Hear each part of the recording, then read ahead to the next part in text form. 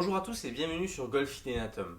Aujourd'hui une vidéo hyper intéressante. Alors pas de renforcement musculaire, pas d'étirement, on va pas voir comment améliorer votre équilibre, votre stabilité, on va pas parler de ça aujourd'hui, on va parler de golf et pourquoi c'est aussi compliqué de bien jouer au golf et d'avoir une bonne organisation au niveau du corps pendant le geste pour que ça fonctionne comme il faut. Tout ça, c'est parce que nous sommes des hommes. C'est compliqué parce que nous faisons partie des humains et que à l'intérieur de notre cerveau, il existe une représentation de notre corps que tu verras ici, qui s'appelle l'homunculus somatosensoriel, qui est en fait une représentation des sensations que nous avons de notre corps et des parties les plus importantes. Tu verras que les parties les plus importantes, c'est la bouche et les mains. Le problème du golf, c'est quand on tient son club, on ne tient pas avec les pieds, on tient avec les mains.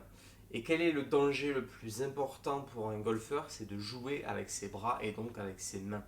Si je veux forcer, là ici, je vais automatiquement jouer avec mon cerveau qui va donner l'ordre à mes mains de forcer.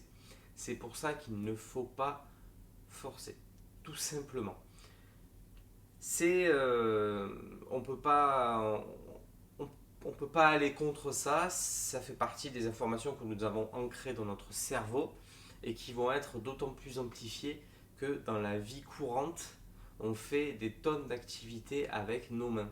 Euh, le travail, le téléphone, l'ordinateur, plein de choses. Manger, on se sert tout le temps de ses mains. D'ailleurs, quand je parle, je ne peux pas m'empêcher de bouger mes mains. Bon, peut-être parce que je suis un peu italien sur les bords, mais les mains c'est hyper important. Et au golf, ça va être hyper compliqué si on ne chunte pas un peu son cerveau, parce que je vous rappelle que à la montée, là ici, à la transition, c'est mes pieds qui vont initier la rotation du bassin, avec une grosse action du bassin, qui vont lancer mes mains.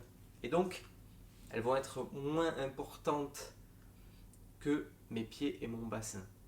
Le golf est un sport de membre inférieur et pas un sport du haut du corps. Alors, par contre, au chipping, sortie de bunker, là les mains vont être importantes parce qu'il y a plus de toucher.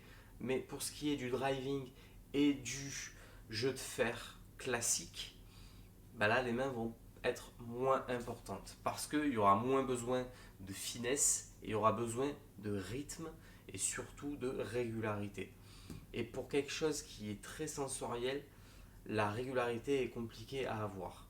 C'est-à-dire que nos mains sont tellement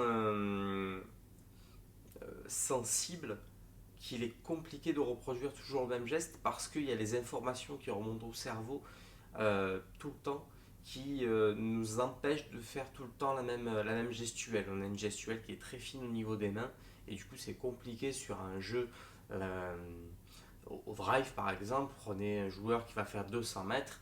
Si vous faites un très petit écart, à l'arrivée ça va vous faire 20 à 30 mètres de dispersion sur les côtés. Voilà donc pourquoi il ne faut surtout pas forcer et travailler son rythme. Donc dès qu'on va faire un exercice de préparation physique, ça va être la même chose. Moi je dis souvent à mes patients, à mes élèves, qu'il ne faut pas, il faut couper les bras. Les bras sont là juste pour porter ce qu'on est en train de faire, mais il ne faut pas forcer avec. Parce que on va redonner à l'information que déjà on tient quelque chose dans nos mains et que du coup il faut forcer avec ses mains. Non, on force avec le corps et pas les mains là ici. Surtout qu'il existe des personnes qui miment très bien un bon swing.